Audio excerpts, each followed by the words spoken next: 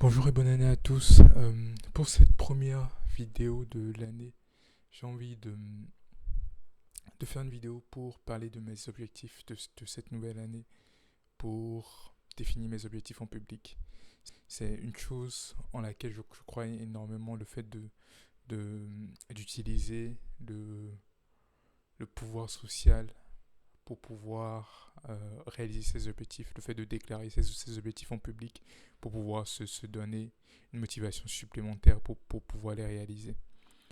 D'habitude, les années précédentes, je ne définis pas mes objectifs de l'année aussitôt parce que je prends beaucoup de temps pour réfléchir et pour faire le bilan de l'année précédente avant de choisir quels sont les objectifs qui me tiennent vraiment à cœur. Mais ça fait plusieurs mois ou plusieurs semaines déjà que les objectifs dont je vais parler là me trottent dans la tête. Donc, j'imagine que ce sont des objectifs qui sont vraiment importants pour moi et qui valent la peine que je travaille dessus. J'ai scindé mes objectifs en deux types. Les objectifs publics et les objectifs privés. Privés parce que de toute façon, ce sont des objectifs qui n'ont du sens que pour moi. Ce sont des objectifs que je partage ici sur YouTube. Et la seconde catégorie, celle des objectifs publics mais intimes. Ce seront des objectifs que je préfère montrer à peu de personnes parce qu'ils peuvent être euh, controversés ou ils peuvent amener un débat que je n'ai pas envie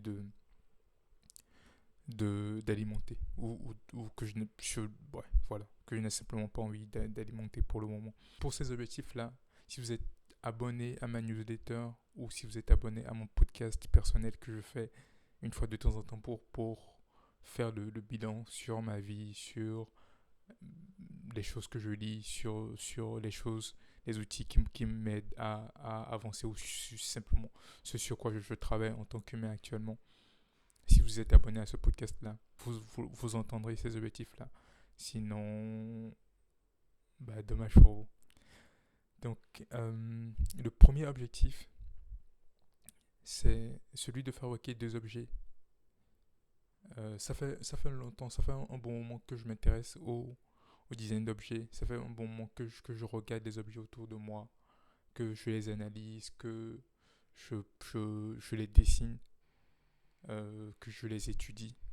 Donc, je me suis dit que cette année, j'ai aussi la chance d'avoir rencontré certaines personnes et d'avoir certaines ressources qui peuvent me permettre de commencer à travailler sur cette ambition-là d'être des dizaines de produits, de dessiner, de créer, de fabriquer, de vendre des produits. Il y en a plein qui m'intéressent à dessiner et à fabriquer. Cette année, j'ai beaucoup été influencé par le travail de Dieter Rams. Dieter Rams, c'est un designer allemand qui a travaillé pour Brown. C'est un designer qui a écrit un peu les règles du design moderne qu'on utilise encore jusqu'à aujourd'hui. Ça fait un moment que j'écoute, que j'analyse son travail. Si son travail vous intéresse, il y a un documentaire sur Prime Video ou sur YouTube qui parle de son travail. Ça fait un moment que je m'inspire de lui, que je lis des choses sur lui. Il a notamment dessiné une calculatrice pour Brown, la T66, que j'ai commencé à analyser. Et en parallèle, il y a cette marque-là qui s'appelle Nothing, dont j'ai déjà parlé ici, qui notamment crée des objets, des smartphones et des accessoires de smartphones. J'ai fait une vidéo d'analyse par exemple sur le CMF Bud by Nothing. Donc pareil, ce sont des objets, c'est une boîte que j'aime beaucoup. D'ailleurs, j'utilise le téléphone actuellement. J'aime beaucoup leur approche du design. J'aimerais aussi m'investir plus sur la recherche, sur le travail.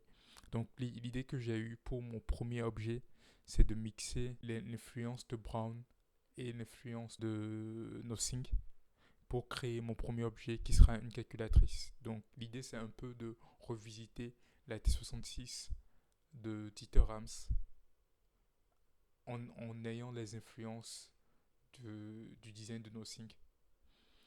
Donc voilà pour ce qui est du premier objet, du premier objectif. Pour ce qui est du second objet, pareil, je m'intéresse de plus en plus à la musique et à comment la musique elle est composée. Et concernant ça, il y a une boîte qui s'appelle Teenage Engineering qui fabrique du matériel pour de la musique, des instruments, des, des synthétiseurs, des enregistreurs, etc. Et pareil, c'est avec un rapport aux soins que je trouve admirable. Mon objectif, ce serait d'analyser ces produits-là et d'en designer un. Donc, je pense à soit une, euh, une, un pad, je ne sais pas si c'est le bon mot, ou soit une table de mixage style Nokia. Donc voilà pour ce qui est des deux produits. Donc pour le premier objectif, fabriquer deux produits cette année. Donc je consacre le premier semestre de l'année à la recherche, au design, au prototypage et si possible à la fabrication de la calculatrice. Et le second semestre au design, à l'analyse, à la fabrication de la table de mixage. Le second objectif, c'est de réussir à faire une vidéo YouTube tous les mois. Donc, de réussir à faire 12 vidéos. Pareil, YouTube, je pense qu'au-delà des compétences que ça peut t'apprendre YouTube, je pense que ça peut m'apprendre YouTube. Je pense que c'est un bon moyen de grandir, un bon moyen de documenter sa vie, de documenter ses projets et de s'y tenir aussi, surtout. Donc,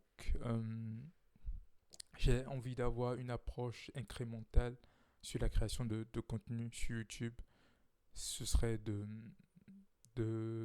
d'avoir une idée, de l'écrire. Actuellement, par exemple, j'écris 10 minutes par jour. Et ensuite, à chaque fois, de tester un nouvel effet, d'essayer de nouvelles choses, de produire comme ça de petites briques qui, assemblées, vont pouvoir me permettre d'augmenter la qualité des vidéos que je produis et tant dans le contenu, tant dans le contenu que dans la qualité.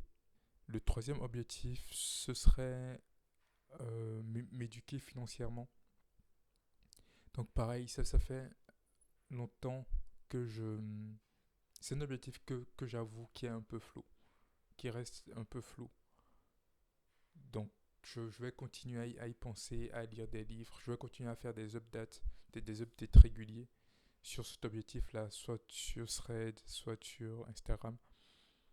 Mais oui, ça fait un moment ça fait mais vraiment, ça fait plusieurs années que je m'intéresse aux NFT, aux crypto-monnaies, aux ETF, au business passif, à toutes ces choses-là qui sont des buzzwords, qui sont dans la culture de tout le monde, mais que personne ne prend le temps de creuser. Donc, j'ai envie de libérer du temps pour ça, pour vraiment apprendre comment ça fonctionne, l'argent, comment ça fonctionne, d'en créer plus. Et bah oui, voilà. Je pense que c'est quand même un assez gros objectif. Et je ne sais pas encore comment le monnaie. Mais ouais. J'ai déjà commencé euh, par lire certains livres. Psychology of Money, je me souviens plus le nom de l'auteur. Donc ça peut être une piste de travail déjà.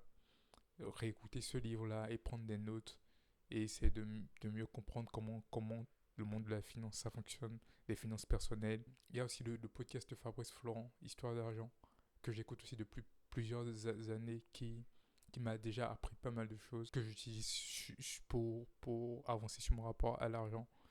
Mais j'ai envie de prendre tout ça un peu plus au sérieux et de documenter tout ça et de voir ce que je peux en faire. Donc ça, c'est pour le troisième objectif. De se donner un objectif sur ça et de voir une progression sur ça.